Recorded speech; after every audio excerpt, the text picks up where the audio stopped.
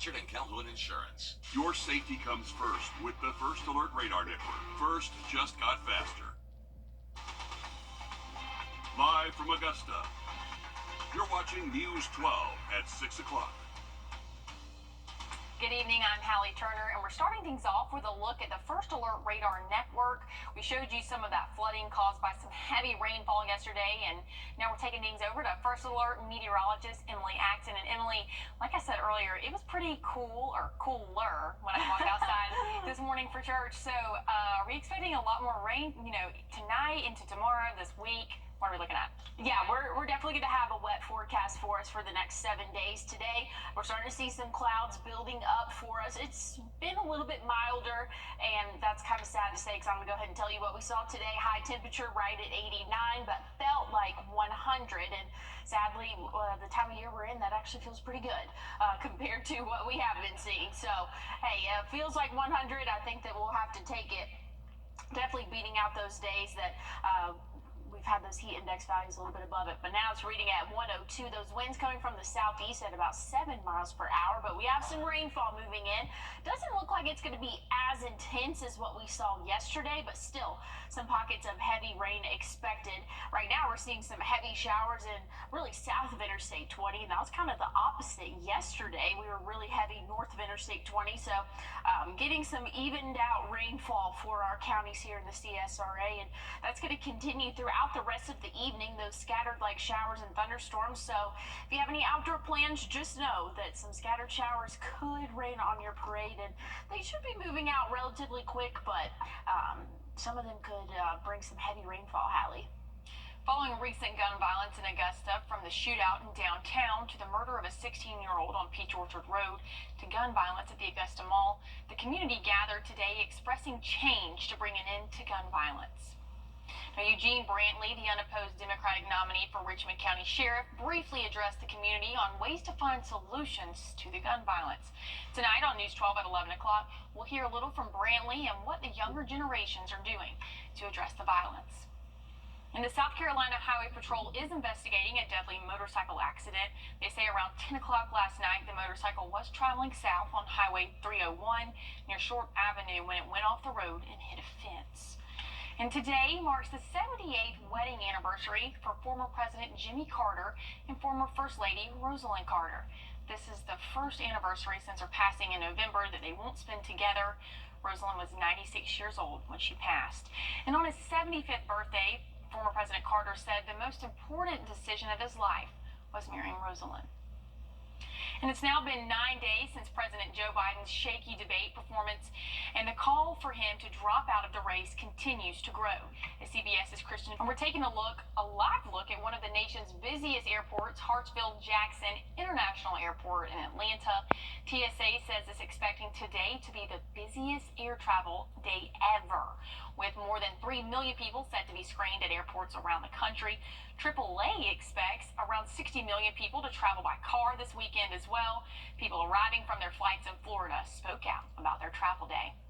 It was very, very busy from Charlotte coming here, and now returning, we are about 3 hours delayed going back. I mean, it was supposed to be one of the busiest travel weekends, I think, in a couple years, so we expected it.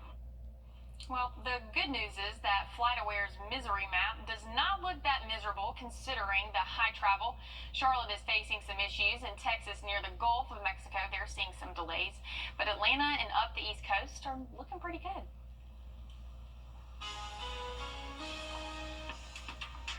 And Tropical Storm Beryl is starting to impact Texas. How the southern parts of the state are preparing for the storm that could increase into a hurricane when we get back. Well, showers and thunderstorms are starting to fire up again, and we're going to see another round of rainfall this evening, and that's not the only chance of rain we'll see this week. I'll let you know when else you can expect rain coming up. Transport USA, located in Augusta Exchange. Tropical Storm Beryl is expected to intensify in the Gulf of Mexico before slamming into South Texas. The National Hurricane Center is predicting it will become a Category 1 hurricane. And today, the acting governor expanded the disaster area to 121 counties. Jen Sullivan looks at how Texas is preparing for the storm and why experts think this year will be a bad one for hurricanes. People along Texas's southern and central coasts are bracing for Tropical Storm Beryl. We've got the generator, we've got water, we've got a gas grill, we've got a charcoal grill. Many boarding up homes and businesses ahead of the storm. We have boarded up the windows, as you can see, and the guys have done a good job with that front and back. We have sandbags. I picked everything up and at least 3 feet off the floor just in case we do flood. Beryl is expected to impact Texas late Sunday to early Monday morning, bringing damaging winds, life-threatening storm surge, and dangerous flooding. It will be a deadly storm for people who are directly in that path.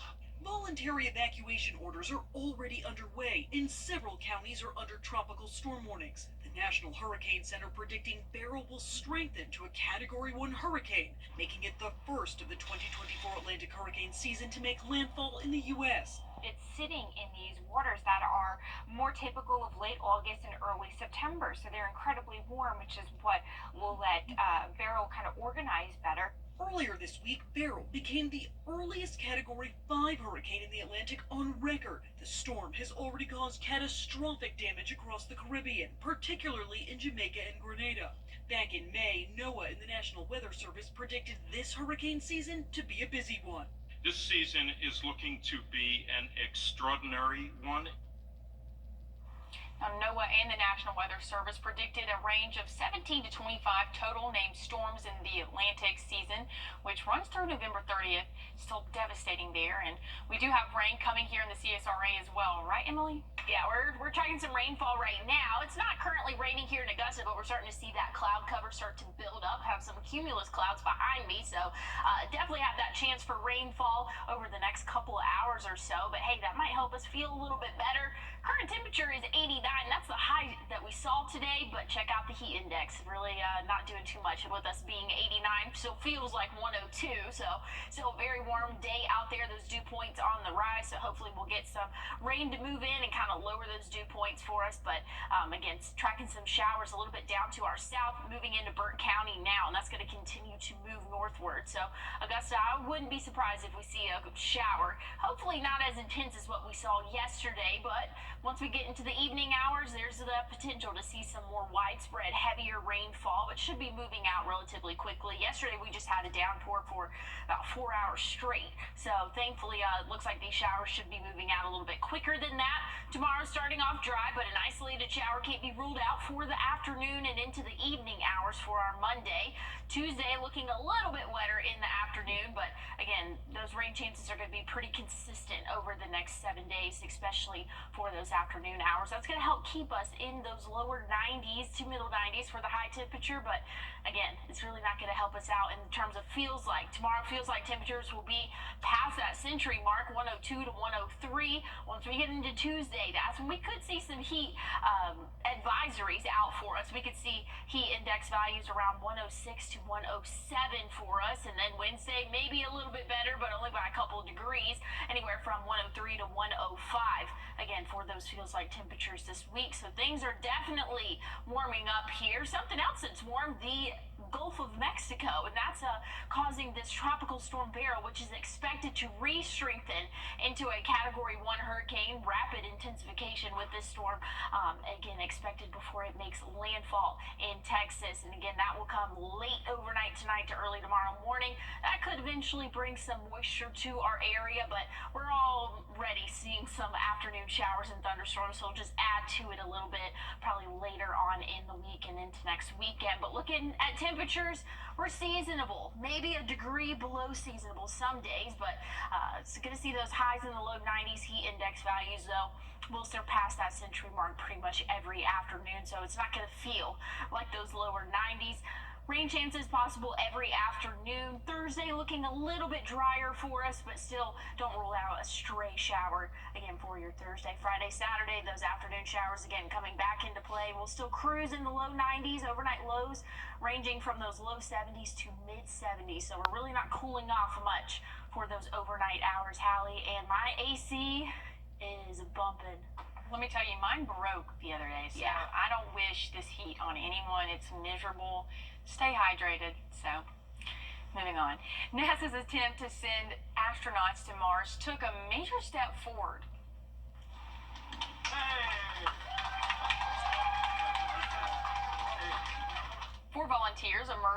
following more than a year of full isolation here on Earth, all to stimulate and study what it would be like for humans to live on Mars. Their trials included mock spacewalks and tending to crops to practice for Martian habitats, but the mission commander says one of the hardest parts for the crew was leaving their loved ones behind, while saying his crew became especially close during the year-long isolation. During this mission, these people have given an incredible richness of shared experience and conversation, a gift of love and support that made this year possible. I am humbled that being away on a one-year Mars analog brought me closer to those I was with and those I left back at home. Now, NASA is hoping to send astronauts to Mars in the late 2030s. Two churches on South Carolina's James Island are breaking down racial barriers in a very real way. Reporter Sophia Rodball shares their story of restoring hope after decades of division. There's decades of history between James Island Presbyterian Church and St. James Presbyterian Church. The two churches used to be one. Here, blacks and whites did worship with the African Americans in the balcony and the whites on the floor. But after James Island Presbyterian burned down, the church split. The whites went to one of the church members' homes, a plantation, but the blacks couldn't come. And so they walked down the street and began to have worship underneath an oak tree down in that direction where the church still is. The white members staying at James Island Presbyterian and the black members forming their own church, St. James Presbyterian.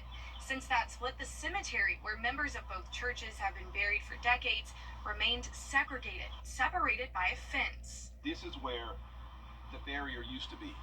Okay, right in here. But in the last few months, the pastors of both churches, Reverend Tricia Petraven and Reverend Dr. Brian Henderson, decided the barrier between the two needed to come down.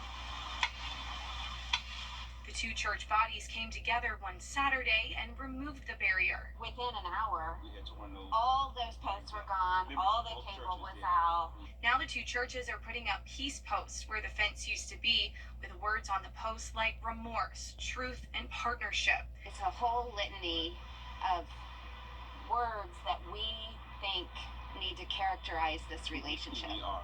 Both pastors saying even though the pains of the past can't be changed, what they can focus on is healing. When people walk through here, they will see what was done to further the unity that we claim in our faith. The annual NATO summit is coming for Washington, D.C. for the first time in 25 years. How the national capital is preparing after the break. You can find ice-cold refreshment right here at Parker's Kitchen. Cool off with a large fountain drink for just 99 cents. That's a huge sweet tea for less than $1 at Parker's Kitchen. The room's to... It's hot outside and the deals inside Weinberger's Furniture are even hotter. It's time for Weinberger's Summer Savings. Oh, you mean people want more top quality, famous brand furniture at sale prices too low to mention? Exactly. That's good news for all of Middle Georgia. Our floor samples are at great discounted prices. Save now on bedroom, dining room, living room, home office, and patio furniture. Don't miss these summer savings now at Weinberger's Furniture and Mattress Showcase.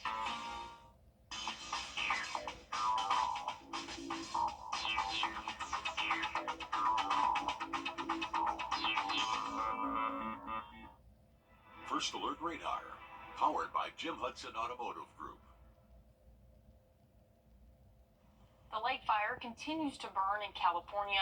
The Santa Barbara County Fire Department posted this video of the fire burning in the Los Padres National Forest. So far, 3 helicopters and 10 air tankers have been assigned to help battle the fire. Over 1,000 acres of land have burned in the fire, and some witnesses described the flames as if they were looking at a volcano. The barricades are on hand around the convention center in Washington. Wrdw football is preparing to make another mark on the region play this season. Plus, Hogs get their blockbuster trade deal done. Can we get a selfie? Nah, there's no such a thing. Tulsa King, Season 1, Sunday, July 14th on CBS and streaming on Paramount Plus. On your sideline. All right, we are in that sweet period where some teams are taking a break before things really ramp up for fall. Blackville Wrdw football and Coach Kevin Jones know it's all about not straying too far from the road map before August hits. Last year, the Fighting Hawks made it to the third round of the playoffs. They had a 10-win season, which hasn't been the case for Blackville Hilda the previous 2 seasons. That kind of winning creates a certain expectation for the 12 seniors now leading the squad. It also helps that the past 2 years, they've had transfers to bolster their roster. This season, Demaria and Kirkland, a running back from Wilson Elko, made the switch, an all-region player that will now have a chance to make an imprint a town over. It's nice to have those connections and those bloodlines that bring these folks back. And what I think has really brought some folks back is they see success, and they also see how hard we work for our kids and getting them recognized by these colleges and getting them into these camps. And you know, there's times I drive kids to camps that are in Atlanta, you know, and you know, we drive them to North Carolina. Like Jaquel Holman, the most recent of that senior group to commit to South Carolina. While they're called the Fighting Hawks, stick around at 11 to find out why Coach Jones calls this group the Honey Badgers. The NBA offseason still full at work. The Hawks' recent transaction now officially in place. Trae Young's running mate, guard DeJounte Murray, has been traded to the New Orleans Pelicans. In return, the Hawks get Dyson Daniels, E.J. Liddell, Larry Nance Jr., Cody Zeller, and more importantly, 2 first-round draft picks, a 2025 first-rounder and a 2027 conditional first-round pick. The Hawks originally did not have a first-round pick next year. All right, the Braves did my kind of shopping today, all done in the second inning for the most part. 5 runs, 3 homers, 4 by the end of it. They've now taken 2 out of the 3 in the first 2 series of the season against the Phillies. All right, take a look at this. Just before we go in the Astros-Twins game, Houston's Joey Loperfido makes an incredible barehanded catch. He leaped at the wall and caught the ball hit by Willie Castro, but the ball fell out of his mitt, and he made the barehanded catch by the wall while falling. I could not do this kind of juggling. I hope I'm never put in that position to do so as well. That was really cool to see. I didn't see it live, but I saw just a clip of it. That was pretty cool. That was really impressive. Very athletic. I couldn't do it. No, I could. Okay, that's some confidence over there, Hallie Turner. We'll have to see it. Looking at the 7-day forecast, afternoon showers can be expected. High temperatures could be in the low 90s for the next 7 days. Stick around. Don't go anywhere. We'll be back with more news, weather, and sports. All new tonight on News 12 at 11 o'clock. See you then. We're celebrating